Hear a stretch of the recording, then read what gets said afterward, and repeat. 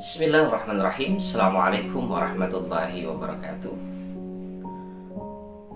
Ilahi anta maqsudi wa ridhaka matlubi a'tini mahabbataka wa ma'rifataka. Allahumma ftah lana bi futuhil arifin. Ikhwan dan akhwat fillah rahimakumullah.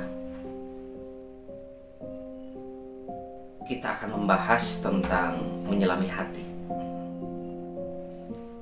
Para ulama tasawuf mengatakan bahwasannya hati ini mempunyai 3 sifat. Yang pertama, hati ini mempunyai sifat lutfun, artinya lembut. Kalimat hati yang punya sifat hati lembut mempunyai ciri tidak mudah marah. Ketika ada yang menyakiti malah mendoakan. Bahkan kalimatnya adalah dakwahnya ketika dia menjadi seorang ulama, menjadi ustadz, bahkan menjadi pemuka agama.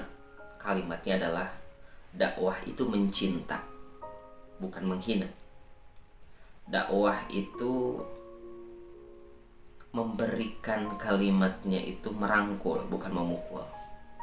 Dan dakwah itu memberikan kalimatnya adalah menyayangi, bukan menyaingi. Maka kalimat lutfun ini, hati yang lembut akan dimiliki oleh setiap orang. Maka ciri hati yang lembut ini adalah jauh dari sifat-sifat yang negatif. Tetapi sebaliknya, ada ciri hati yang kedua, mempunyai sifat qaswah, keras. Ketika ada yang menyakiti, maka dia selalu membalas. Ketika ada yang mengkritik, marah. Ketika ada yang menyaingi, kalimatnya dia tidak mau kalah.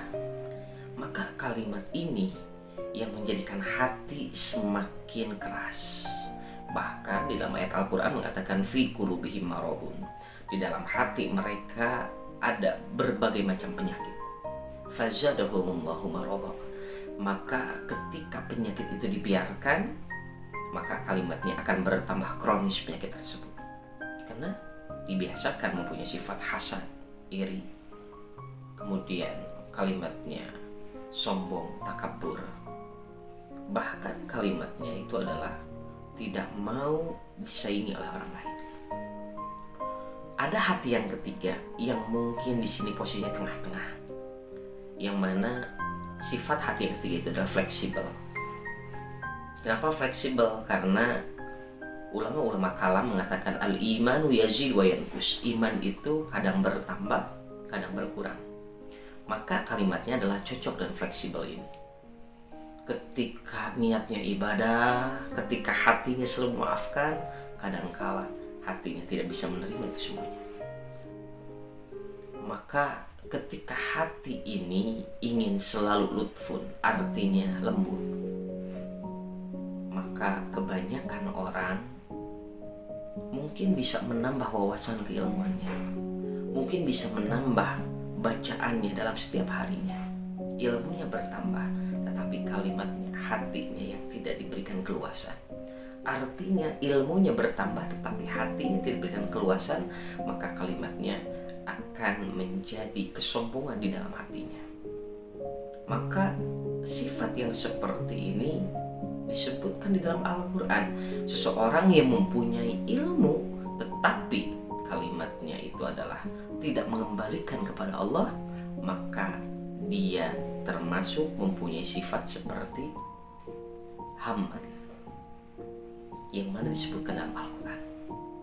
Bahkan ketika diberikan kelebihan dalam masalah harta, maka dirinya tidak mengembalikan kepada Allah, maka dalam Al-Quran disebutkan namanya abadi, Qarun.